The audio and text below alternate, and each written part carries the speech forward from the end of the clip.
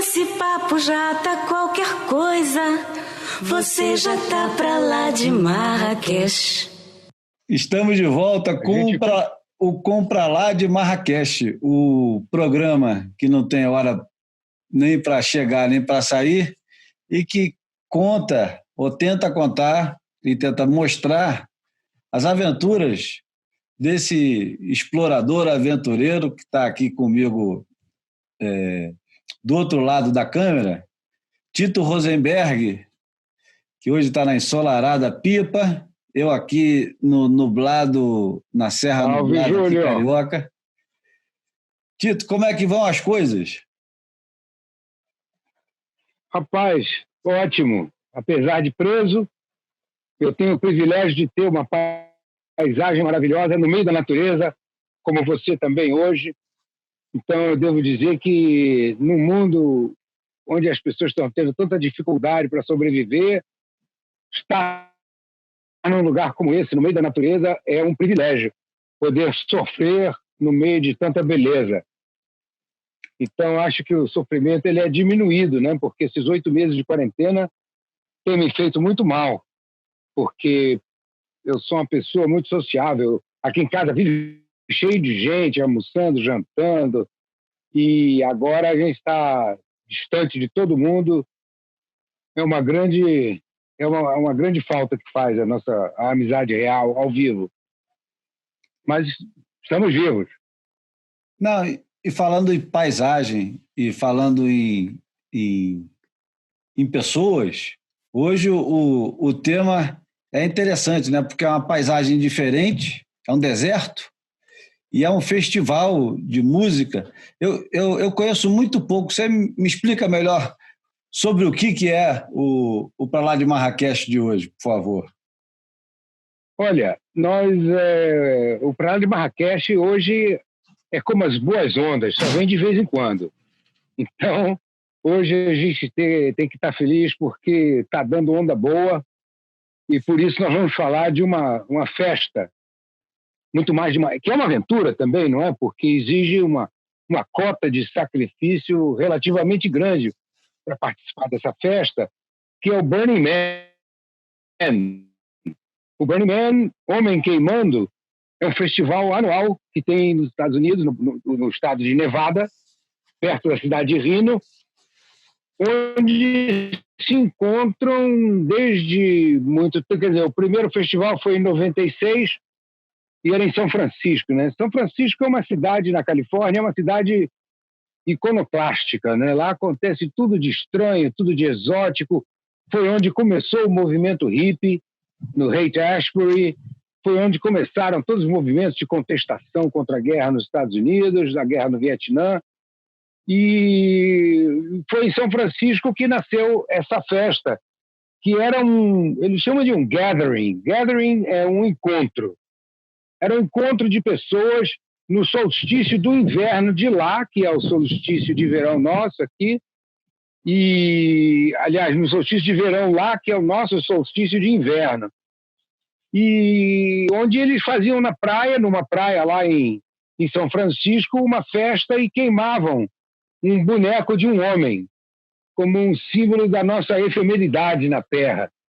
Então, juntava-se assim 100 pessoas, 200 pessoas, no segundo ano vieram 300, no quarto ano vieram 500, e aí foi vindo, de repente ficou uma coisa tão grande que a cidade proibiu a festa na praia porque já estava demais.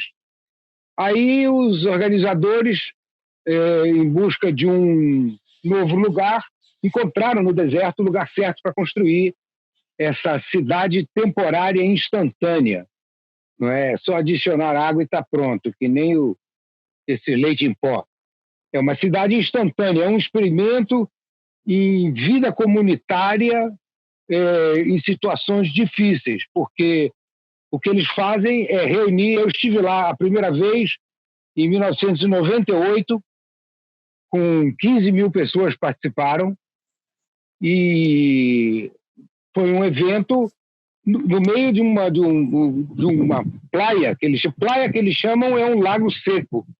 Então é uma superfície enorme, branca, de areia, gigantesca, que é no deserto da Black Rock, Pedra Negra.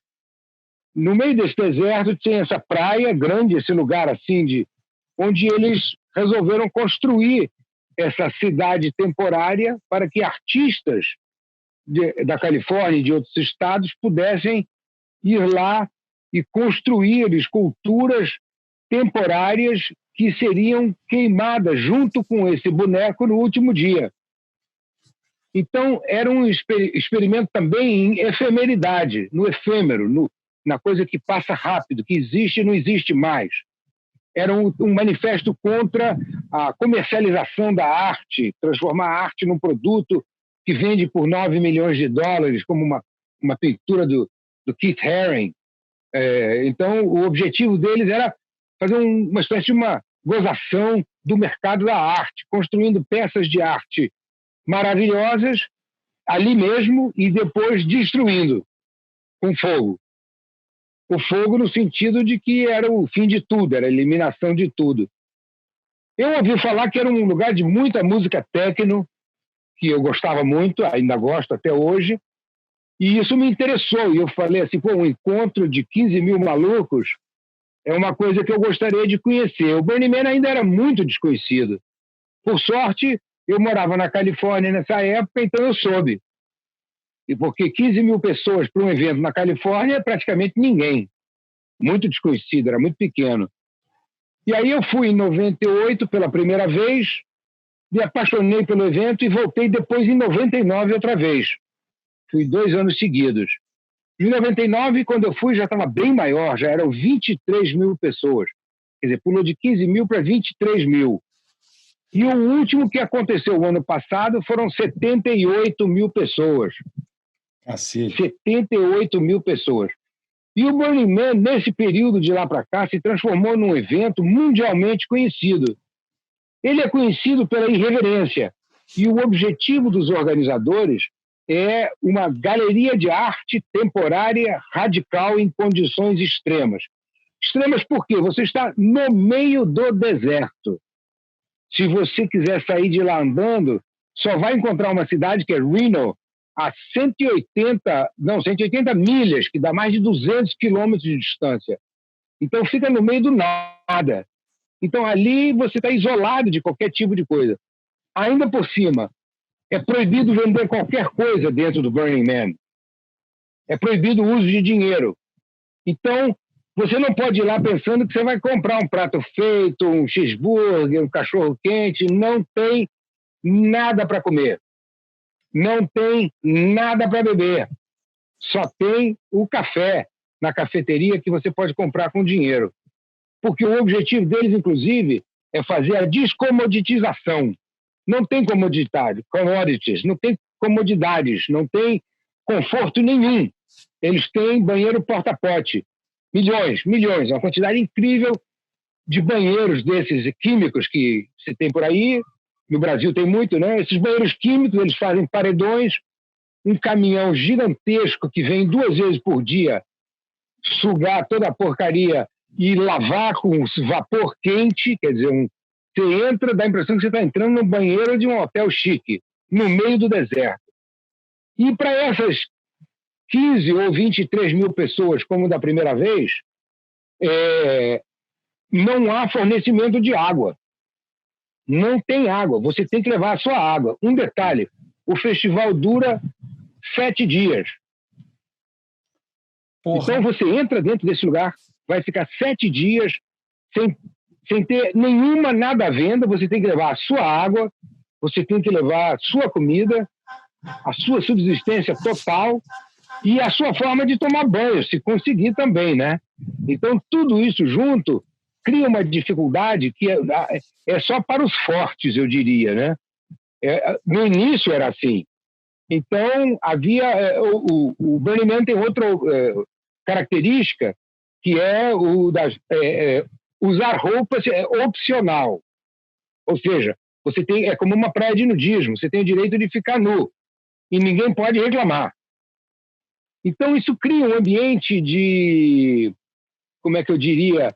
De anarquia, mas é muito organizado, porque As pessoas vão lá para montar uma sociedade que coabite sem violência.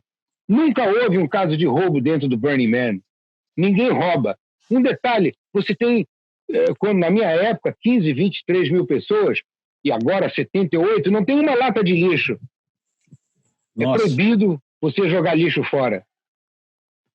E todo mundo guarda o seu próprio lixo. Então é um experimento de vida em comum totalmente revolucionário.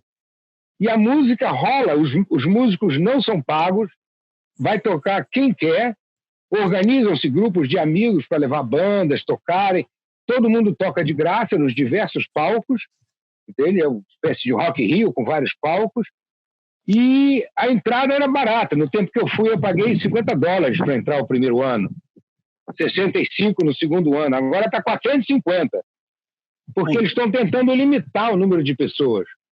É muita gente querendo entrar. E para isso eles também têm o ingresso social. Se você provar que você é pobre, então tem um desconto radical, fica muito mais barato para você. Mas a ideia é justamente essa, evitar multidão. E principalmente o que eles querem é participação. Todo mundo tem que participar.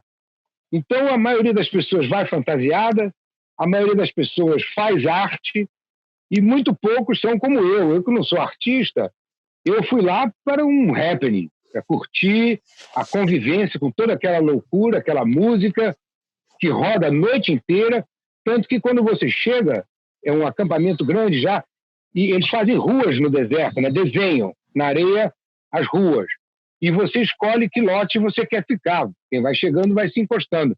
Só que tem um lado que é o lado barulhento e tem o lado silencioso, que é o mais afastado do centro, é no formato de uma ferradura. E se você quer ficar silencioso, você fica mais longe. Se você quiser ficar mais barulhento, vai para o meio, onde a festa rola o dia inteiro. Então, ele cresceu tanto que hoje em dia vem pessoas do mundo inteiro. Do mundo inteiro, as pessoas compram os ingressos com um ano de antecedência. Assim que abre a bilheteria, as pessoas compram.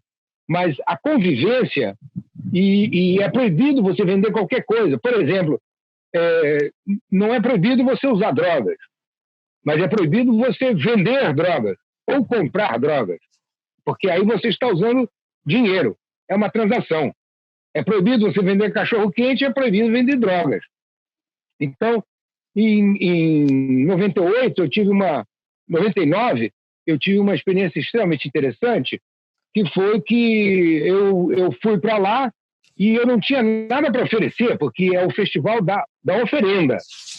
Não é uma troca, não é eu te dou essa Coca-Cola e você me dá esse sanduíche. Não.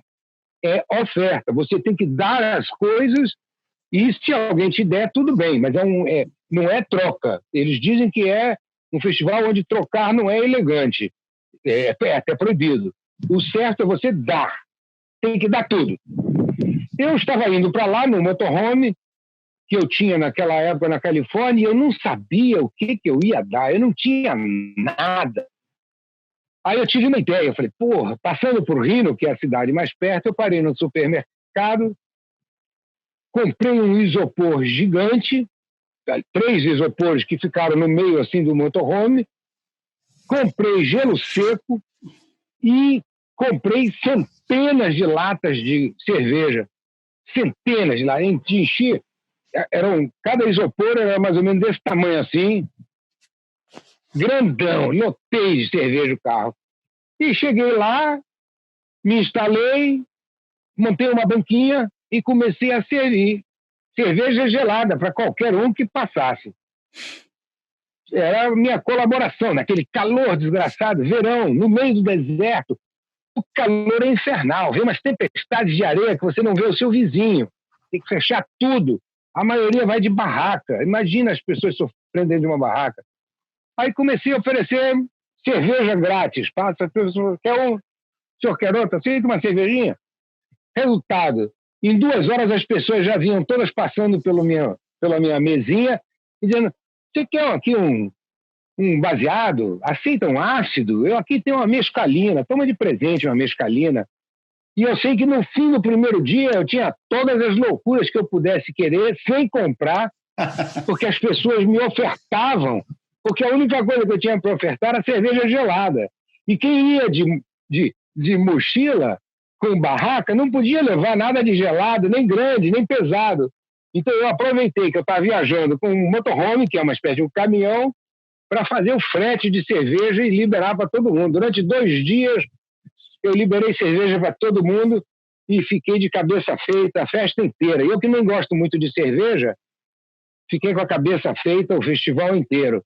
Então é muito assim de troca, não é? Te traz alguma dúvida na cabeça? Eu queria saber uma coisa. Você pode sair e voltar ou uma vez que entrou não pode mais sair? Pode sair. Antigamente você podia sair, te dava uma pulseira, você podia sair e voltar. Mas porque muita gente ia fazer compra. Calculava mal a comida, a água, como é que você vai fazer sem água para beber no meio do deserto? Então muita gente fazia isso, saía para comprar água. Uma viagem de 400 quilômetros ida e volta. Era complicado, né?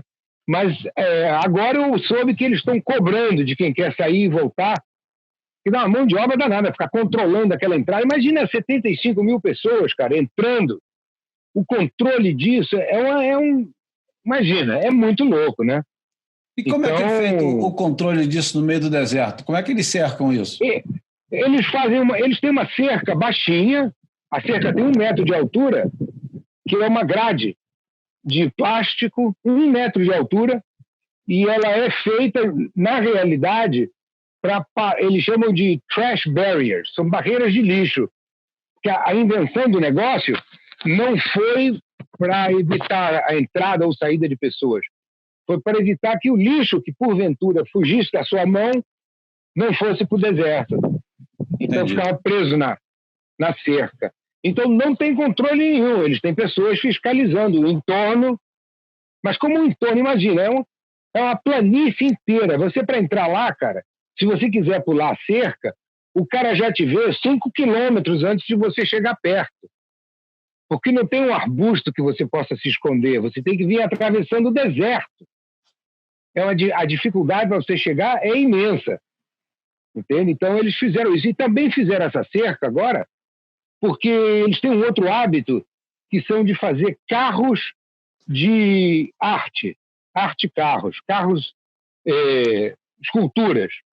Então o americano é apaixonado por carro, era óbvio que ia ter que ter carro na jogada. Então eles constroem carros, caminhonetes, picapes, caminhões, ônibus, absolutamente psicodélicos, incríveis esculturas, e que são os únicos veículos autorizados a andar dentro do Burning Man. Porque é longe, você tem que fazer 3, 4 quilômetros para ir de uma ponta até a outra. Para você sair do seu acampamento numa ponta até a outra, então eles estimulam o uso de bicicleta. Todo mundo anda de bicicleta. Eu não tinha bicicleta, então tinha que enfrentar mesmo o calor e andar no sol. E esses carros arte, eles ficam desfilando pela cidade, passeando, e todo mundo sobe, fica pendurado, se agarra, senta. São os carros mais exóticos, como essas fotos que eu te ofereci aí, que eu mandei, para você botar, são fotos dos carros arte, que eles são todos incrível, cara. É arte, a arte da vida, é a vida artística, porque tudo, são esculturas a cada 100 metros, tem uma escultura, tem experiência. Eles têm, por exemplo, tendas de que pessoas fazem para fazer massagem. Então, o que acontece? Você se voluntaria para dar massagem e depois que você dá 10 massagens, você recebe. O problema é que são tantas pessoas que quando você deita na maca, tem 20 pessoas te massageando. 20! Cara, é fenomenal. É difícil ter uma experiência dessa na vida. E aí, depois que você faz a massagem, ajuda lá, é a sua vez de ir ser massageado.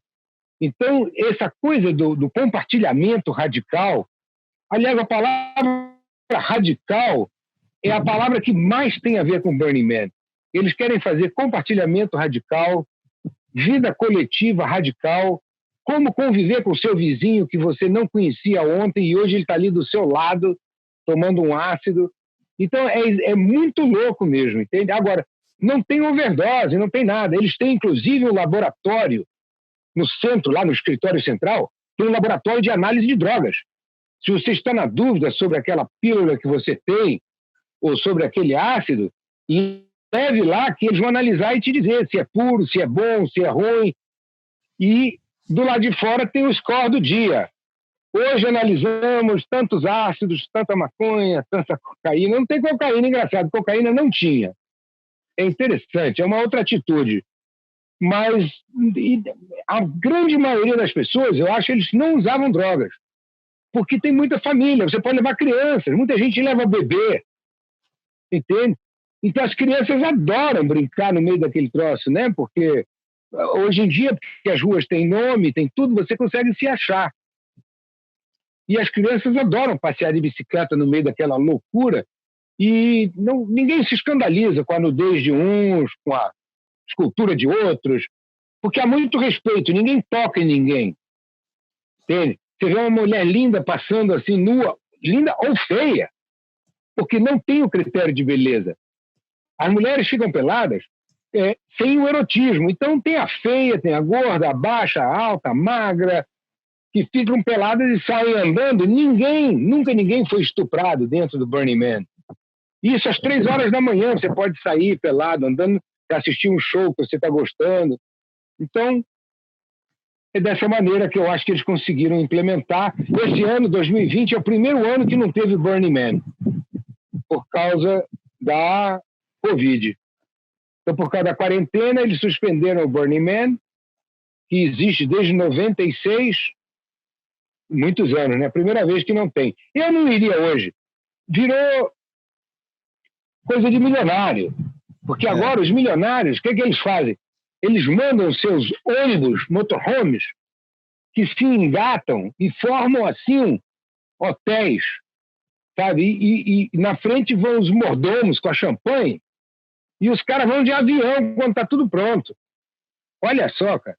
Fizeram um helicóptero, fizeram uma pista de pouso, porque é uma praia lisa, né? Eles fazem uma pista de pouso e o cara chega no seu jatinho e vai para o seu motorhome gigantesco, onde já está o seu mordomo com a champanhe gelada ali esperando, com ar-condicionado e tudo. Porque não tem luz da cidade, mas os motorhomes têm ar-condicionado próprio. Entende? Então eles estão tentando diminuir isso, proibindo determinados acampamentos de milionários, diminuindo a quantidade de aviões que podem pousar e proibindo fazer fotos de publicidade lá dentro. Porque muita gente ia, youtubers, influenciadores, né, digital influencers, todo mundo ia para lá posar. Se você olhar no Google, procurar Burning Man, você vai ver só foto de gatinha gostosa fazendo pose, que são para anúncio de marcas. Então eles proibiram as marcas de fazer anúncio lá dentro, porque é uma forma comercial de usar o Burning Man. E o objetivo deles é não usar o comércio de nada lá dentro. Tudo é de graça. A música é de graça, estar lá é de graça. Você só paga o cafezinho. Se você quiser tomar, tem cafezinho. Eu ouvi dizer que esse ano eles começaram a vender gelo. Você pode comprar gelo. Não, mas tem a entrada. A entrada custa caro, você falou. A entrada agora está $450, a última. Pô, $450 são hoje R$2.500, quase R$3.000. É dinheiro pra cacete. É muita grana, mas tem as entradas sociais. Se você provar que você é pobre, você consegue o desconto. Mas cresceu demais, virou uma coisa rica. Eu tive a sorte de viver o Burning Man quando ainda era uma coisa maravilhosa, assim, genuína. Não tinha esses milionários, não tinha motorhome gigante, não tinha a turma do ar-condicionado, ninguém vinha de avião. A pergunta que me vem à cabeça é a seguinte: você viveu as duas gerações diferentes, né? Você viveu os hippies e agora foi experimentar essa geração que é alternativa, mas completamente tecnológica, né? Principalmente por causa do tipo de música, né? Uma música analógica e a outra música eletrônica. Qual é a diferença entre os dois que você pode apontar hoje? O espírito é o mesmo, né? Eu acho o espírito é o mesmo, né? Da liberdade extrema. Faça o que você quiser. O que você quiser fazer, você pode fazer. Esse é o espírito. Mas, na realidade, agora ficou Antigamente era totalmente rural, sabe, como Sá Rodrigues e Guarabira, e o dos hippies, né? Era uma coisa assim solta, pé na estrada, uma casa no campo. E agora virou tecnopop total, porque 99% das esculturas são eletrônicas.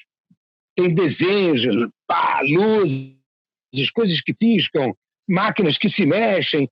São espetaculares, espetaculares, esculturas assim espetaculares. É considerada a maior exposição de arte ao céu aberto da história da humanidade. Nunca houve na história da humanidade uma exposição tão grande ao ar livre de arte temporária, porque quando acaba, tudo é queimado. Um detalhe, tudo é queimado e eles têm um acordo com o Departamento da Natureza lá, o IBAMA de lá, que para usar aquele lugar, eles têm que entregar o lugar completamente restaurado ao que era antes.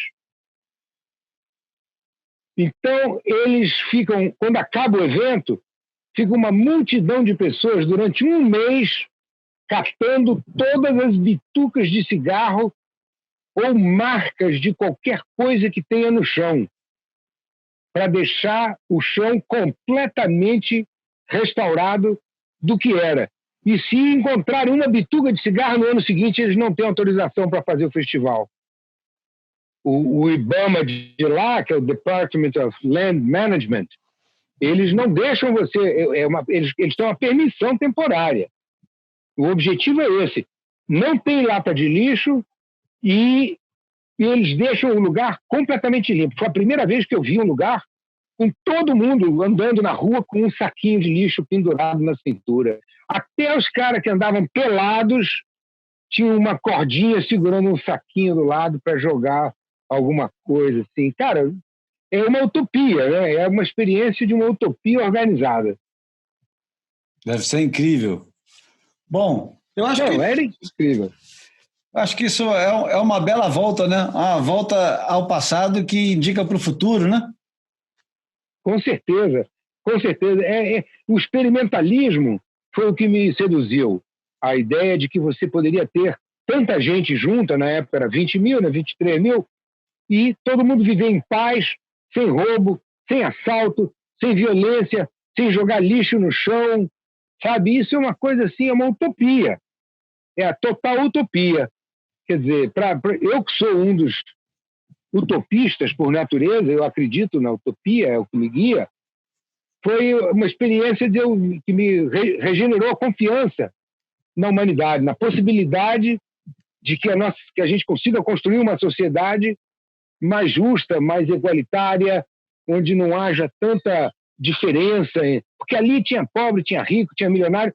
Hoje, com a entrada a R$3.000, eu não tenho tanta certeza que tenha pessoas pobres lá dentro. Mas se você fizer esculturas maravilhosas, você consegue entrar sem pagar. Apresente a proposta de fazer uma escultura maravilhosa e você vai entrar sem pagar. Eles te dão uma entrada para fazer uma escultura maravilhosa lá dentro. Já teve um Burning Man no Brasil. Eles estão tentando fazer os burns locais. E o Burning Man Brasil foi aqui perto, em Bahia Formosa. Mas já foi outra coisa, totalmente classe média, aburguesada, uma coisa estranha. Estava caro para chuchu para entrar no Brasil. Eu não sei, não me estimulou aí. Então, esse ano não teve, mas talvez estou dizendo que vai ter outro Burning Man Brasil o ano que vem. Eu não voltaria mais. O bom é que sempre quando comercializa demais, alguém surge com uma ideia nova, completamente diferente, e cria um ambiente mais democrático, né? Com certeza, com certeza. Foi assim que o Burning Man começou. Hoje é uma operação de milhões de dólares. Perdeu a graça.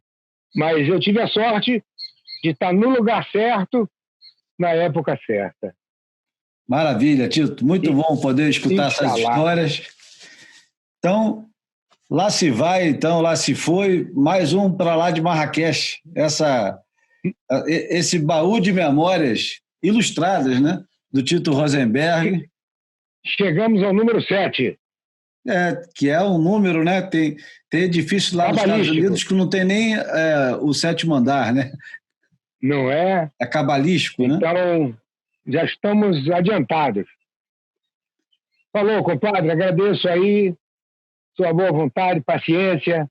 Fico feliz que agradeço você esteja nas montanhas, você nas montanhas, no meio das árvores, comunicação do bosque para a mata. Grande abraço, Tito. Obrigado. Abração, querido. Até a próxima. Esse papo meu tá qualquer coisa e você tá pra lá de terra.